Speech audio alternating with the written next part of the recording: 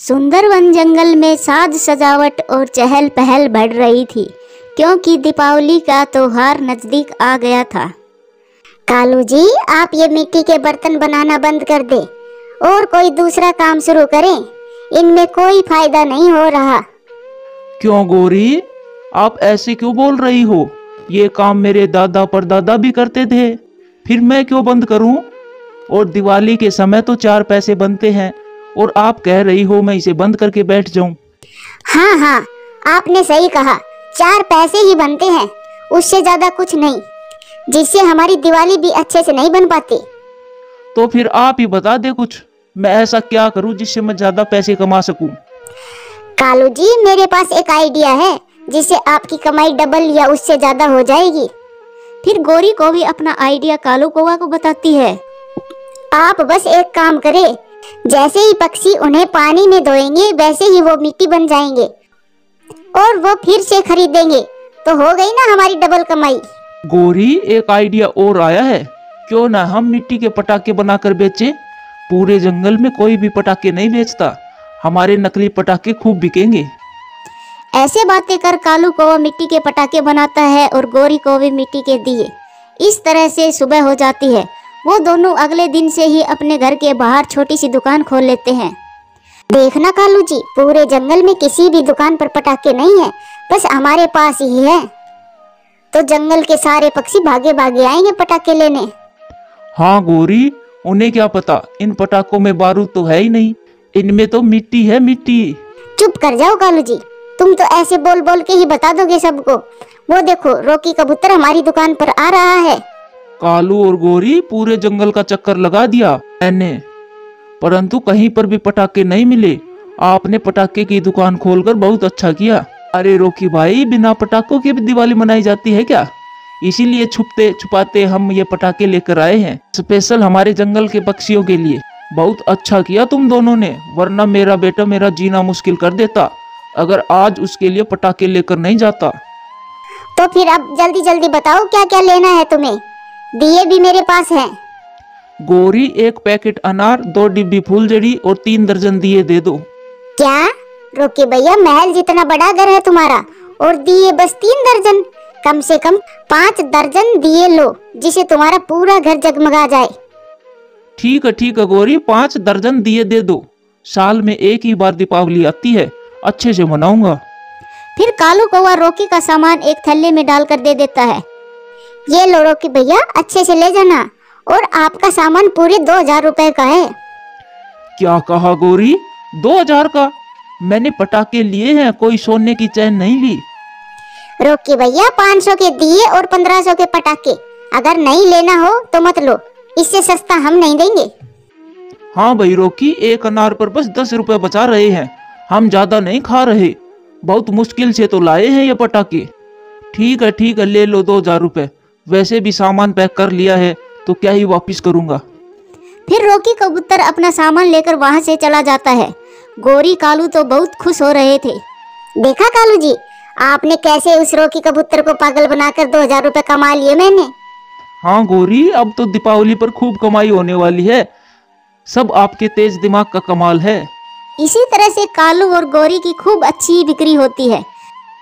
अगले दिन हरी तोती और टुनटुनी चिड़िया उसकी दुकान पर आती है। आओ आओ टुनटुनी बहन और हरी तोती, सब कुछ मिलेगा हमारी दुकान पर। वाह वाह कालू गौरी, इस बार आपने दिए के साथ साथ पटाखे भी बेचने शुरू कर दिए। हाँ टुनटुनी बहन, आप बताइए क्या क्या चाहिए। गौरी, ये दिए किस रेट दिए हैं? हरी तोती, 100 रुपए के 1 दर्जन, बताओ कितने दर्जन दूं? मुझे 3 दर्जन दिए और 1 पैकेट फूलझड़ी की दे दो। मुझे भी 2 दर्जन दिए और चक्री भी दे दो। फिर गौरी को भी उन्हें सामान दे देती है और वो पैसे देकर वहां से चली जाती है। वाह वाह गौरी जी, अब तक पूरी कमाई 50,000 रुपए की हो गई है। इतने पैसे तो मैं पूरे साल भी नहीं कमा पाता।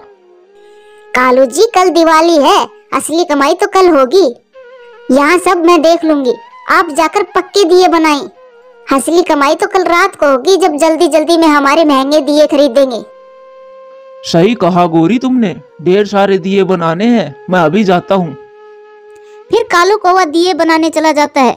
गौरी खूब चूना लगाकर अपने मिट्टी के पटाखे बेचती है। चिंकी बेटी, ये चक्री ले जाओ और घर के बाहर चलाएं। मैं तब तक दिए धोकर उसमें तेल डाल देती हूँ। मम्मा, मम्मा, आप मेरे लिए फूलझड़ी नहीं लाई।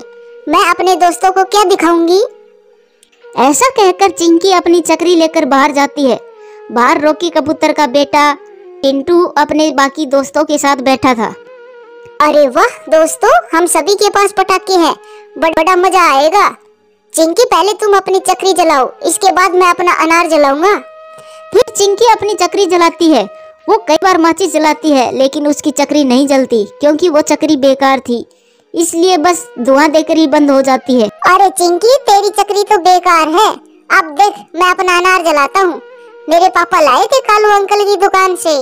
फिर वो चिंटू अपना अनार जलाने की कोशिश करता है, लेकिन लाख कोशिशों के बाद भी अनार नहीं जलता।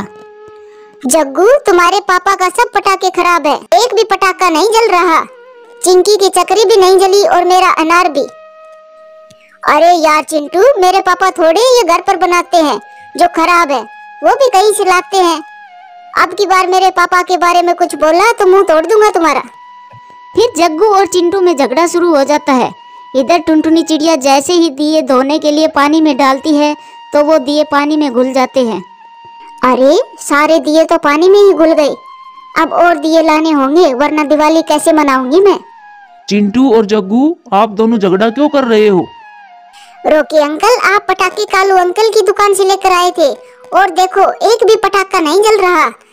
जग्गू के पापा ने हम सबको खराब पटाखे दे दिए। ये सुनकर रॉकी कबूतर अनार तोड़कर देखता है तो हैरान रह जाता है। तभी टुनटुनी भी वहां आ जाती है। ये अनार तो मिट्टी का है, तो ये जलेगा कैसे? चिंकी, तुम्हारी चक्री भी मिट्टी से भरी पड़ी है, तो ये कैसे जलेगी बेटा? रोकी भैया, दिए भी पानी में डालते ही पानी में ही घुल गए। मैं तो जा रहा हूँ कालू से अपने पैसे वापस लेने। उसने हमें सबको मिट्टी के पटाखे बनाकर लूटा है। फिर वो दोनों कालू की दुकान पर चले जाते हैं।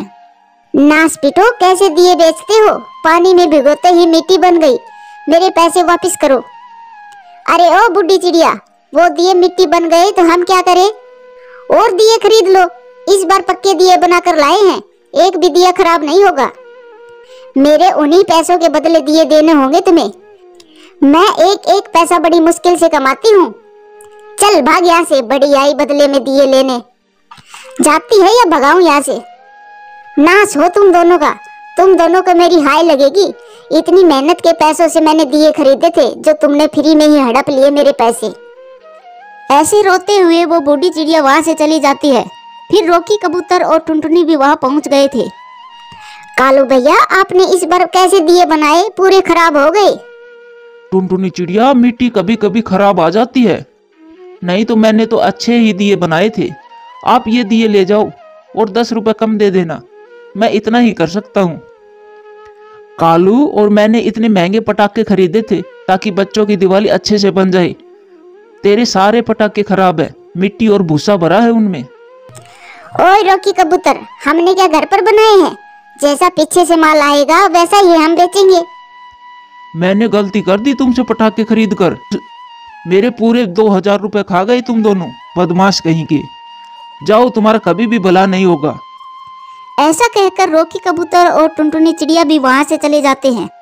कालू और गौरी ने धोखे से ज्यादा पैसे तो कमा लिए थे, मगर साथ में ही न जाने कितने गरीबों की बद्दुआ भी ले ली थी। तो प्यारे दोस्तों, लालच ना करें, कभी भी किसी गरीब की आत्मा ना दुखाएं। आपको हमारी तरफ से दीपावली की ढेर सारी शुभकामनाएं। वीडियो अच्छी लगे तो लाइक करें, शेयर करें, कमेंट्स करें और हाँ, चैनल को सब्सक्राइब करें। आपका धन्यवाद। टुनटुनी, चले पास वाले जंगल से सूखी घास लाते हैं, बारिश में घर जो बनाना है। रोकी जी, मैंने सोचा है हम इस बार अपना बांस का घर बनाएंगे, क्योंकि बांस की लकड़ियां बहुत मजबूत होती है। चाहे कितनी भी तेज बारिश क्यों ना हो, वो उनका कुछ भी नहीं बिगाड़ पाती। रॉकी कबूतर और टुनटुनी चिड़िया दोनों ऐसे बातें कर ही रहे थे कि तभी वहां पर कालू कौवा और गौरी कौवी आ जाते हैं। अरे रॉकी भाई, आप दोनों अभी तक यहीं बैठे हो? मुझे तो लगा आप तो सबसे पहले ही लग गए होंगे बारिश से बचने की तैयारियों में। कालू जी, तुमने आते आते सुना नहीं? टुनटुनी चिड़िया बांस का घर बनाने वाली है, तो सूखा घास क्यों लेकर आएगी वो? ओ भाई, बांस का घर मैंने तो सिर्फ नाम ही सुना है, और पता भी है कुछ। बांस का घर बनाने में बहुत ज्यादा मेहनत लगती है। बांस का घर एक बनकर तैयार होगा, तब तक घोंसले 10 बनकर तैयार हो जाएंगे। बनाएंगे बांस का घर। चलो कालू जी, ये टुनटुनी चिड़िया तो कुछ भी बोल देती है, इसके चक्कर में कहीं घास ही खत्म ना हो जाए। ऐसे टुनटुनी चिड़िया का मजाक उड़ाकर वो दोनों वहां से चले जाते हैं। टुनटुनी, इस बार रहने देते हैं बांस का घर, और वैसे भी आप गर्भवती हो, कहीं कुछ हो गया तो लेने के देने पड़ जाएंगे। नहीं रोकी जी, मैं बांस का ही घर बनाऊंगी। अगर आपको भी मुझ पर विश्वास नहीं है तो आप भी चले जाइए कालू और गौरी के पीछे। रोकी कबूतर को अपनी पत्नी की जिद के आगे झुकना पड़ता है। फिर वो दोनों बांस लेने पहाड़ों वाले जंगल चले जाते हैं। टुनटुनी, ये बांस कितने बड़े हैं और भारी भी हैं, हम कैसे इन्हें अपने जंगल में लेकर जाएंगे? रोकी जी, ये बड़ा चाकू है मेरे पास, हम इस चाकू से ये लकड़ियां छोटी छोटी काट लेंगे और फिर इन्हें आसानी से ले जाएंगे। दोनों पति पत्नी बांस काटने लगते हैं। उनको क्या पता था कि यहाँ पर एक खतरनाक चील रहती है। वो चील धीरे धीरे आकर रोकी पर वार कर देती है। जालिम चील, छोड़ मेरे पति को, वरना मैं इस चाकू से तुम्हें मार दूंगी। फिर टुनटुनी चिड़िया चाकू से चील पर हमला करती है। वो चील डरकर वहां से भाग जाती है। उस झगड़े में रोकी कबूतर घायल हो जाता है। टुनटुनी चिड़िया, रोकी की ये हालत कब हुई? सुबह तो ये बिल्कुल ठीक था। फिर टुनटुनी चिड़िया कालू कौवा को सारी बातें बताती है। देख लिया अपनी जिद का अंजाम। बेचारा रोकी कबूतर आज खामखाई मारा जाता। आई बड़ी बांस का घर बनाने वाली। चुपचाप कल हमारे साथ घास लेने चल देना और हर बार की तरह घास का ही घर बना लेना। हाँ टुनटुनी, गौरी को भी ठीक कहती है। अब मैं तो आपकी कोई मदद नहीं कर पाऊंगा, इसलिए तुम कालू और गौरी के साथ चले जाना। टुनटुनी बहन, अब पता चलेगा तुम्हें सब कुछ अकेले ही करना कितना मुश्किल होता है। ऐसा कहकर गौरी और कालू वहां से चले जाते हैं। फिर सुबह हो जाती है। टुनटुनी तो अपने घोंसले में नहीं थी, क्योंकि वो तो बांस की लकड़ियां लेने चली गई थी। रोकी कबूतर, टुनटुनी चिड़िया सुबह सुबह ही कहाँ चली गई है? उसे हमारे साथ नहीं जाना क्या सूखी घास लेने? वो देखे गौरी, उधर देखे, टुनटुनी चिड़िया तो बांस भी लेकर आ गई। टुनटुनी, आप क्यों गई थी वहाँ? आपको पता है ना, वहाँ खतरनाक चील रहती है। अगर आपको कुछ हो जाता तो फिर मेरा क्या होता? मैं तो ऐसे ही मर जाता। रोकी जी, आपके पंखों में गहरी चोट लगी है, ऐसे में आपको सबसे ज्यादा आराम करने की जरूरत है। और आप मेरी चिंता बिल्कुल भी ना करें, चाकू के डर से वो चील मेरा कुछ नहीं बिगाड़ पाएगी। चले कालू जी, ये टुनटुनी चिड़िया तो पागल हो गई है। कल अपने पति को मरवा देती और आज खुद ही मर जाती। इसका दिमाग सरक गया है। हाँ हाँ गौरी, चलें, हमारा घर तो आज बनकर भी तैयार हो जाएगा। और हाँ, मैंने सुना है इस बार बारिश जल्दी ही शुरू हो जाएगी, तब तक इनका बांस का घर किसी भी हालत में नहीं बनेगा। ऐसा कहकर कालू कौवा और गौरी को भी वहां से चले जाते हैं। देखा टुनटुनी, कैसे बातें बना के गए हैं ये दोनों। मुझे जरा भी अच्छा नहीं लगा। अगर मैं ठीक होता तो दोनों मिलकर बांस का घर बनाते। टुनटुनी, मुझे चिंता हो रही है, आप इतना सारा काम अकेले कैसे कर पाओगी? रोकी जी, आप उन कौवों की बात का बुरा ना माने। बाहर वालों की तो आदत होती है, कोई आगे बढ़े तो उसे पीछे खींचने की। वो खुद तो कुछ करते नहीं, और कोई करे तो उसमें भी कमियां निकालते हैं। आप चिंता ना करें, मैं जल्दी जल्दी बारिश आने से पहले अपना बांस का घर बना लूंगी। फिर टुनटुनी चिड़िया बांस का घर बनाना शुरू करती है। धीरे धीरे ही सही, मगर टुनटुनी दिन रात लगी हुई थी। जंगल के और पक्षियों ने अपने साधारण घर बना लिए थे, लेकिन टुनटुनी चिड़िया का घर अभी आधा ही बना था। टुनटुनी चिड़िया, हम सब ने तो अपने अपने घर बना भी लिए हैं, लेकिन तेरा बांस का घर कब बनेगा? अभी तो ये शुरू ही किया है, ये पूरा बनकर कब तैयार होगा? अगली बारिश आने तक तो इनका बांस का घर बन ही जाएगा। क्यों, सही कहा ना मैंने टुनटुनी चिड़िया? कालू और गौरी, आप दोनों तो हमारे पड़ोसी हो, और आपको अच्छे से पता है कि मैं कुछ काम नहीं कर पा रहा हूँ, और टुनटुनी माँ बनने वाली है। अगर तुम दोनों घर बनाने में मेरी थोड़ी मदद कर दोगे तो हमारा भी घर बारिश आने से पहले ही बन जाएगा। हाँ हाँ रोकी भाई, क्यों नहीं, हम टुनटुनी चिड़िया की मदद जरूर करेंगे।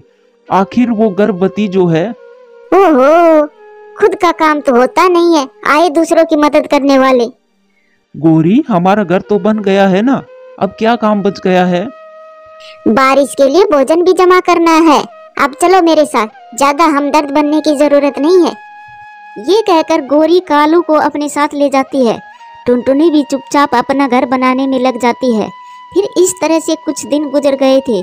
आखिरकार बारिशों का मौसम आ ही गया था, मगर टुनटुनी चिड़िया का अभी तक घर बनकर तैयार नहीं हुआ था। हे भगवान, किसी भी समय बारिश होने वाली है और मेरा बांस का घर अभी तक नहीं बना है। मुझे रॉकी जी की बात माननी चाहिए थी। भोजन का भी एक दाना जमा नहीं कर पाई। अब हमारा क्या होगा? ऐसी चिंता करते हुए टुनटुनी चिड़िया तेजी से अपना घर बनाने लगती है। मौसम खराब हो चुका था। दोनों पति पत्नी बहुत चिंतित थे। टुनटुनी, लगता है आज भारी बारिश होने वाली है और हमारे पास तो रहने का भी ठिकाना नहीं है। अब क्या होगा हमारा? अपने पति की बातें सुनकर टुनटुनी चुप रहती है। वो क्या बोलती? वो बस अपने घर को बनाने में लगी हुई थी। आसमान में तेज बिजली चमक रही थी। तभी एक चमत्कार होता है। टुनटुनी का अधूरा घर बनकर तैयार हो जाता है। टुनटुनी चिड़िया, मैं जादुई बांस हूँ। आपकी मेहनत को देखकर मेरा मन प्रसन्न हो गया, इसीलिए मेरे जादू से तुम्हारी मदद करनी पड़ी। अब तुम दोनों को बारिश में भीगना नहीं पड़ेगा। अब जल्दी से अपने घर के अंदर चले जाओ। ये कहकर वो जादुई आवाज गायब हो जाती है। टुनटुनी चिड़िया खुशी से अपने पति के साथ बांस के घर के अंदर चली जाती है और आराम से रहती है। उस भयानक बारिश में कालू कौवा का घर टूट जाता है। कालू जी कुछ करे, हमारा घर तो टूट गया है। मुझे बहुत ठंड लग रही है।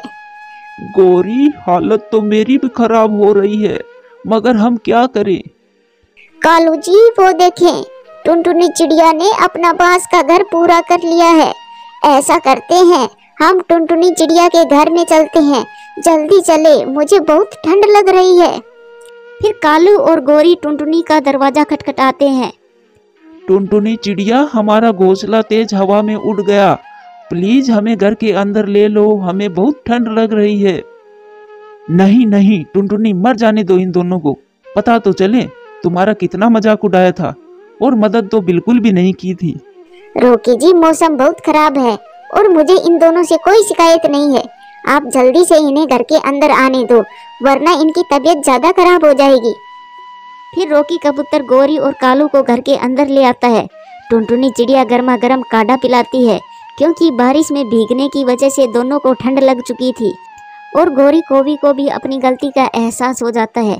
प्यारे दोस्तों, इस कहानी से सीख मिलती है, जब कोई मुसीबत में हो तो उसे बड़े बड़े उपदेश नहीं देना चाहिए, बल्कि छोटी सी मदद कर देनी चाहिए।